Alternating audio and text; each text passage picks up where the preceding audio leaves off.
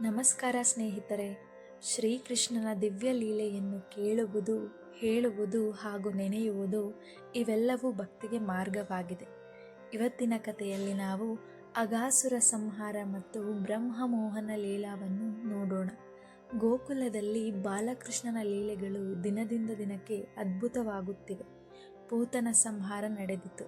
ಶಕಟಾಸುರ ಸಂಹಾರವೂ ನಡೆಯಿತು. ತ್ರಿಣಾವರ್ತ ರಾಕ್ಷಸರನ್ನು ಕೃಷ್ಣನು ಸಂಹರಿಸಿದನು. ಇಂತಹ ಘಟನೆಗಳು ನಡೆದರೂ ಕಂಸನ ಮನಸ್ಸಿನಲ್ಲಿ ಭಯ ಕಡಿಮೆಯಾಗಿರಲಿಲ್ಲ. ಅವನಿಗೆ ಗೊತ್ತು, ದೇವಕಿಯ 8ನೇ ಮಗನೇ ನನ್ನ ಅಂತ್ಯಕ್ಕೆ ಕಾರಣ ಎಂದು. ಆ ಮಗನು ಈಗ ಗೋಕುಲದಲ್ಲಿ ಬೆಳೆದಿದ್ದಾನೆ. ಅವನೇ ನಂದನಂದನ ಶ್ರೀಕೃಷ್ಣ. ಆದ್ದರಿಂದ ಕಂಸನು ನಿರಂತರವಾಗಿ ರಾಕ್ಷಸರನ್ನು ಕಳುಹಿಸುತ್ತಲೇ ಇದ್ದನು. ಇಂದು ನಾವು ಕೇಳಲಿರುವ ಲೀಲಾ ಅಗಾಸುರ ಸಂಹಾರ ಮತ್ತು ಬ್ರಹ್ಮಮೋಹನ ಲೀಲಾ. ಈ ಲೀಲೆಯಲ್ಲಿ ಕೃಷ್ಣನ ಮಹಿಮೆ ಎಷ್ಟು ದೊಡ್ಡದು ಎಂದರೆ ಬ್ರಹ್ಮದೇವನೇ ಆಶ್ಚರ್ಯಗೊಂಡನು. ಅಗಾಸುರನ ಪರಿಚಯ. ಅಗಾಸುರ ಎಂಬ ರಾಕ್ಷಸನು ಕಂಸನ ಸ್ನೇಹಿತ. ಅವನು ಬಹಳ ಭಯಾನಕ. ಅವನ ಸಹೋದರಿ ಪೂತನ, ಅವನ ಸಹೋದರ ಬಕಾಸುರ, ಈ ಇಬ್ಬರನ್ನೂ ಕೃಷ್ಣನು ಸಂಹರಿಸಿದ್ದಾನೆ. ಈ ಸುದ್ದಿ ಕೇಳಿದಾಗ ಅಗಾಸುರ ಕೋಪದಿಂದ ಉರಿಯುತ್ತಾನೆ.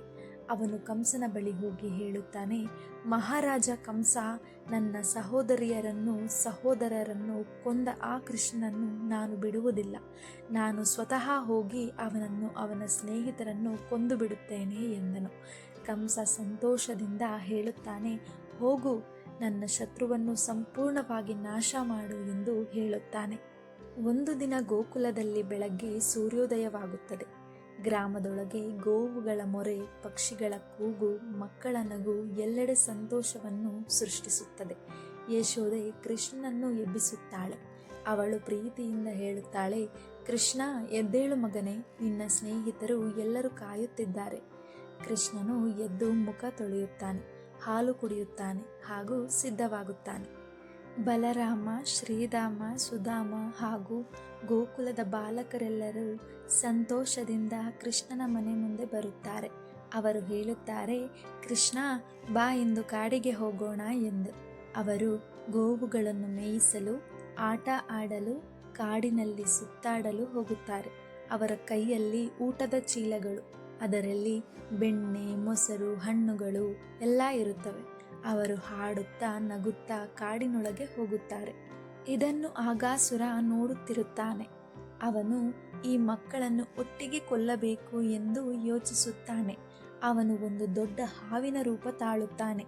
ಆ ಹಾವು ಪರ್ವತದಷ್ಟು ಉದ್ದ, ಗುಹೆಯಷ್ಟು ದೊಡ್ಡ ಬಾಯಿ ಹಾಗೂ ಬೆಟ್ಟದಂತೆ ದೇಹ ಇರುತ್ತದೆ. ಅವನು ತನ್ನ ಬಾಯಿಯನ್ನು ತುಂಬಾ ದೊಡ್ಡದಾಗಿ ತೆರೆಯುತ್ತಾನೆ. ಅದು ನೋಡಲು ಒಂದು ದೊಡ್ಡ ಗುಹೆಯಂತೆ ಕಾಣುತ್ತದೆ. ಬಾಲಕರು ಆ ಸ್ಥಳಕ್ಕೆ ಬರುತ್ತಾರೆ. ಅವರು ಅಚ್ಚರಿಯಿಂದ ನೋಡುತ್ತಾರೆ. ಒಬ್ಬ ಬಾಲಕ ಹೇಳುತ್ತಾನೆ, ಅಯ್ಯೋ, ಇದು ಎಷ್ಟು ದೊಡ್ಡ ಗುಹೆ ಎಂದು. ಇನ್ನೊಬ್ಬನು ಹೇಳುತ್ತಾನೆ, ಇದು ಗುಹೆಯಾ ಇಲ್ಲ ಹಾವಾ ಎಂದು. ಮತ್ತೊಬ್ಬನು ನಕ್ಕು ಹೇಳುತ್ತಾನೆ, ಹಾವು ಆಗಿದ್ದರೂ ಪರವಾಗಿಲ್ಲ, ನಮ್ಮ ಜೊತೆ ಕೃಷ್ಣ ಇದ್ದಾನೆ ಎಂದು. ಎಲ್ಲರೂ ನಗುತ್ತಾರೆ. ಮಕ್ಕಳು ಆಟದ ಮನಸ್ಸಿನಿಂದ ಹೇಳುತ್ತಾರೆ, ಬನ್ನಿ ಒಳಗೆ ಹೋಗೋಣ, ನೋಡೋಣ. ಒಬ್ಬೊಬ್ಬರಾಗಿ ಒಳಗೆ ಹೋಗಲು ಆರಂಭಿಸುತ್ತಾರೆ. ಅವರು ಯೋಚಿಸುತ್ತಾರೆ, ಇದು ಒಂದು ದೊಡ್ಡ ಗುಹೆ ಇರಬೇಕು, ಆದರೆ ಅದು ಅಗಾಸುರನ ಬಾಯಿ. ಎಲ್ಲ ಮಕ್ಕಳು ಒಳಗೆ ಹೋಗುತ್ತಾರೆ. ಕೃಷ್ಣ ಮಾತ್ರ ಹೊರಗೆ ನಿಂತಿರುತ್ತಾನೆ. ಕೃಷ್ಣನು ಇದು ಅಗಾಸುರ ಎಂದು ಯೋಚಿಸುತ್ತಾನೆ. ನನ್ನ ಸ್ನೇಹಿತರನ್ನು ರಕ್ಷಿಸಬೇಕು ಎಂದು ಅವನು ಕೂಡ ಹಾವಿನ ಬಾಯಿಗೆ ಒಳಗೆ ಹೋಗುತ್ತಾನೆ. ಅಗಾಸುರ ತುಂಬ ಸಂತೋಷ ಪಡುವನು. ಅವನು ಯೋಚಿಸುತ್ತಾನೆ, ಇಗೋ, ಎಲ್ಲರೂ ನನ್ನ ಹೊಟ್ಟೆಯಲ್ಲಿ ಸಾಯುತ್ತಾರೆ ಎಂದು.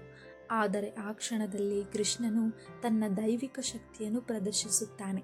ಅವನು ತನ್ನ ದೇಹವನ್ನು ದೊಡ್ಡದಾಗಿ ವಿಸ್ತರಿಸುತ್ತಾನೆ. ಹಾವಿನ ದೇಹದೊಳಗೆ ಉಸಿರಾಟ ನಿಲ್ಲುತ್ತದೆ. ಅಗಾಸುರ ಹೋರಾಡುತ್ತಾನೆ, ಆದರೆ ಸಾಧ್ಯವಾಗುವುದಿಲ್ಲ. ಕೊನೆಗೆ ಅಗಾಸುರ ಸತ್ತು ಹೋಗುತ್ತಾನೆ. ಹಾವಿನ ದೇಹ ಒಡೆದು ಹೋಗುತ್ತದೆ. ಕೃಷ್ಣನು ಸ್ನೇಹಿತರನ್ನೆಲ್ಲ ಸುರಕ್ಷಿತವಾಗಿ ಹೊರಗೆ ಕರೆದುಕೊಂಡು ಬರುತ್ತಾನೆ. ಆಕಾಶದಲ್ಲಿ ದೇವತೆಗಳು ಈ ದೃಶ್ಯವನ್ನು ನೋಡುತ್ತಿದ್ದರು. ಅವರು ಸಂತೋಷದಿಂದ ಹೂವಿನ ಮಳೆಯನ್ನೇ ಸುರಿಸುತ್ತಾರೆ. ಬ್ರಹ್ಮಮೋಹನ ಲೀಲಾ ಈಗ ಆರಂಭವಾಗುತ್ತದೆ. ಈ ಘಟನೆ ಬ್ರಹ್ಮದೇವನಿಗೂ ತಿಳಿಯುತ್ತದೆ. ಅವನು ಯೋಚಿಸುತ್ತಾನೆ, ಈ ಬಾಲಕ ಯಾರು? ಇವನು ನಿಜವಾಗಿಯೂ ಪರಮೇಶ್ವರನ ಎಂದು ಅವನು ಪರೀಕ್ಷಿಸಲು ನಿರ್ಧರಿಸುತ್ತಾನೆ. ಒಂದು ದಿನ ಕೃಷ್ಣ ಮತ್ತು ಸ್ನೇಹಿತರು ಕಾಡಿನಲ್ಲಿ ಊಟ ಮಾಡುತ್ತಿರುತ್ತಾರೆ. ಅವರು ವೃತ್ತಾಕಾರವಾಗಿ ಕುಳಿತು ಮೊಸರು, ಅನ್ನ, ಬೆಣ್ಣೆ, ಹಣ್ಣು ತಿನ್ನುತ್ತಿರುತ್ತಾರೆ. ಅವರು ನಗುತ್ತಾ ಮಾತನಾಡುತ್ತಾರೆ. ಆ ಸಮಯದಲ್ಲಿ ಬ್ರಹ್ಮನು ತನ್ನ ಯೋಗ ಮಾಯೆಯಿಂದ ಎಲ್ಲ ಗೋವುಗಳನ್ನು, ಎಲ್ಲ ಬಾಲಕರನ್ನು ಅಪಹರಿಸುತ್ತಾನೆ. ಅವರನ್ನು ಒಂದು ಗುಹೆಯಲ್ಲಿ ಮರೆಮಾಡುತ್ತಾನೆ. ಕೃಷ್ಣನು ಎಲ್ಲವನ್ನು ಅರ್ಥ ಮಾಡಿಕೊಳ್ಳುತ್ತಾನೆ. ಅವನು ಇದು ಬ್ರಹ್ಮನ ಲೀಲೆ ಎಂದು ಯೋಚಿಸುತ್ತಾನೆ. ಆದರೆ ಅವನು ನಗುತ್ತಾನೆ. ಪ್ರತಿಯೊಬ್ಬ ಬಾಲಕನ ರೂಪ, ಪ್ರತಿಯೊಂದು ಕರುವಿನ ರೂಪ ತಾನೇ ತಾಳುತ್ತಾನೆ. ಹೀಗೆ 1 ವರ್ಷ ಕಳೆಯುತ್ತದೆ. ಗೋಕುಲದಲ್ಲಿ ಯಾರಿಗೂ ಗೊತ್ತಾಗುವುದಿಲ್ಲ. ಆಶ್ಚರ್ಯವಾಗಿ ತಾಯಂದಿರು ಮಕ್ಕಳನ್ನು ಹೆಚ್ಚು ಪ್ರೀತಿಸುತ್ತಾರೆ. ಗೋವುಗಳು ಕರುಗಳನ್ನು ಹೆಚ್ಚು ಪ್ರೀತಿಸುತ್ತವೆ. ಯಾಕೆಂದರೆ ಅವರು ಎಲ್ಲರೂ ಕೃಷ್ಣನೇ. 1 ವರ್ಷ ನಂತರ ಬ್ರಹ್ಮನು ಹಿಂದಿರುಗುತ್ತಾನೆ. ಅವನು ನೋಡುತ್ತಾನೆ, ಅಯ್ಯೋ, ನಾನು ಅಪಹರಿಸಿದ ಮಕ್ಕಳು ಇಲ್ಲಿ ಹೇಗೆ ಇದ್ದಾರೆ ಎಂದು. ಅವನು ಗಾಬರಿಯಾಗುತ್ತಾನೆ. ಆ ಸಮಯದಲ್ಲಿ ಪ್ರತಿ ಬಾಲಕನ ರೂಪದಲ್ಲಿ 4 ಕೈಗಳ ವಿಷ್ಣು ರೂಪ ಕಾಣುತ್ತದೆ. ಶಂಖ, ಚಕ್ರ, ಗದಾ, ಪದ್ಮ, ಎಲ್ಲೆಡೆ ವಿಷ್ಣು ರೂಪ. ಬ್ರಹ್ಮನು ಬೆರಗಾಗುತ್ತಾನೆ. ಬ್ರಹ್ಮನು ಕೃಷ್ಣನ ಮುಂದೆ ನಮಸ್ಕಾರ ಮಾಡುತ್ತಾನೆ. ಅವನು ಹೇಳುತ್ತಾನೆ, ಪ್ರಭು, ನಾನು ನಿನ್ನನ್ನು ಪರೀಕ್ಷಿಸಲು ಪ್ರಯತ್ನಿಸಿದೆ. ನನ್ನ ಅಜ್ಞಾನ ಕ್ಷಮಿಸು ಎಂದು. ಕೃಷ್ಣನು ನಗುತ್ತಾನೆ. ಅವನು ಬ್ರಹ್ಮನನ್ನು ಕ್ಷಮಿಸುತ್ತಾನೆ. ಬ್ರಹ್ಮನು ಅಪಹರಿಸಿದ ಬಾಲಕರನ್ನು, ಗೋವುಗಳನ್ನು ಮತ್ತೆ ಹಿಂದಿರುಗಿಸುತ್ತಾನೆ. ಎಲ್ಲರೂ ಸಂತೋಷದಿಂದ ಗೋಕುಲಕ್ಕೆ ಮರಳುತ್ತಾರೆ. ಈ ಲೀಲೆಯಿಂದ ನಮಗೆ ತಿಳಿಯುವುದೇನೆಂದರೆ, ದೇವರನ್ನು ಬುದ್ಧಿಯಿಂದ ಅರ್ಥ ಮಾಡಿಕೊಳ್ಳಲು ಸಾಧ್ಯವಿಲ್ಲ. ಭಕ್ತಿಯಿಂದ ಮಾತ್ರ ದೇವರನ್ನು ಅನುಭವಿಸಬಹುದು. ಕೃಷ್ಣನು ಎಲ್ಲೆಡೆ ಇರುವ ಪರಮಾತ್ಮನು. ಶ್ರೀ ಕೃಷ್ಣಾರ್ಪಣಮಸ್ತು. ಧನ್ಯವಾದಗಳು ಸ್ನೇಹಿತರೆ. ಇವತ್ತಿನ ಕತೆ ನಿಮಗೆ ಇಷ್ಟವಾಗಿದ್ದಲ್ಲಿ ಲೈಕ್, ಶೇರ್ ಹಾಗೂ ಸಬ್ಸ್ಕ್ರೈಬ್ ಮಾಡಿ. ಮುಂದಿನ ಕೃಷ್ಣನ ಕತೆಗಾಗಿ ನಿರೀಕ್ಷಿಸಿ.